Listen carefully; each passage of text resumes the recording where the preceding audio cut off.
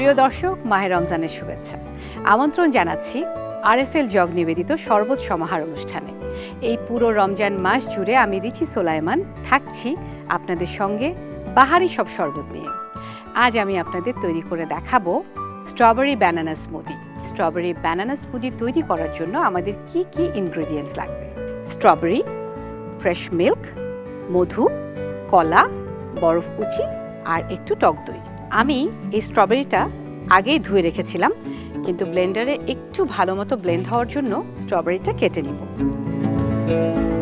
আমরা জানি যে স্ট্রবেরি একটা অ্যান্টি অক্সিডেন্ট ফল। আমি স্ট্রবেরিটা ব্লেন্ডার জাগে ঢেলে দিলাম। এরপর দিয়ে দিচ্ছি মিল্ক। মিল্কের পুষ্টি সম্পর্কে আমরা সবাই জানি। এখানে আমরা যা যা ইউজ করছি সবই আসলে নিউট্রিশন এবং ভিটামিনসে ভরা। দিয়ে দিলাম কলা, দিচ্ছি একটু মধু, একটু বরফ কুচি আর সেই সাথে টক দই। আমরা জানি যে টক দই প্রোবায়োটিক একটি খাবার এবং টক দই আমাদের যে কোনো রোগ প্রতিরোধ ক্ষমতা বাড়িয়ে দেয়। আর তারপর আমি দিচ্ছি পানি, যেটা আমি আমার পছন্দের জগে রেখেছিলাম, আরএফএলের জগ। আরএফএলের জগের এই কালারটা আমার ভীষণ প্রিয়। আমি কিন্তু আমার কিচেনে এরকম একটা কালারের জগ সবসময় রাখি। আমি এখন স্মুদিটাকে ব্লেন্ড করে ফেলব।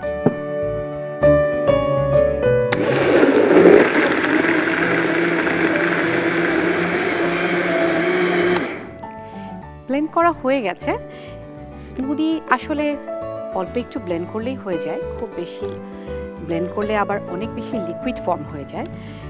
তাই আমি মনে করি যে বেশিক্ষণ স্মুদিটা ব্লেন্ড না করে মাঝামাঝি একটা টাইম ব্লেন্ড করলেই হয়ে যায়। আমি ঢেলে ফেলছি আমার ফেভারিট আরএফএল জগ। আরএফএল জগটা কিন্তু 100% ফুড গ্রেড এবং বিপিএ ফ্রি, এবং এটা পিসি ম্যাটেরিয়াল দিয়ে তৈরি। এবং আমরা বাড়িতে যখন আমাদের ছোট বাচ্চা থাকে, কাঁচের জিনিস ব্যবহার করতে আমরা কিন্তু ভীষণ ভয় পাই।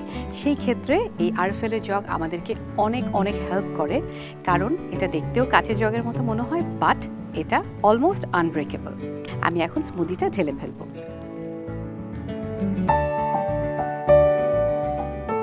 তৈরি হয়ে গেল আমাদের স্ট্রবেরি ব্যানানা স্মুদি। আমি একটু গার্নিশ করব। আমাদের কালারটা যেহেতু একটু পিঙ্ক হয়েছে, সো আমি পিঙ্ক কালারটাই পছন্দ করলাম। এবং একদম রেডি হয়ে গেল আমাদের স্ট্রবেরি ব্যানানা স্মুদি। তাহলে আজ এ পর্যন্ত।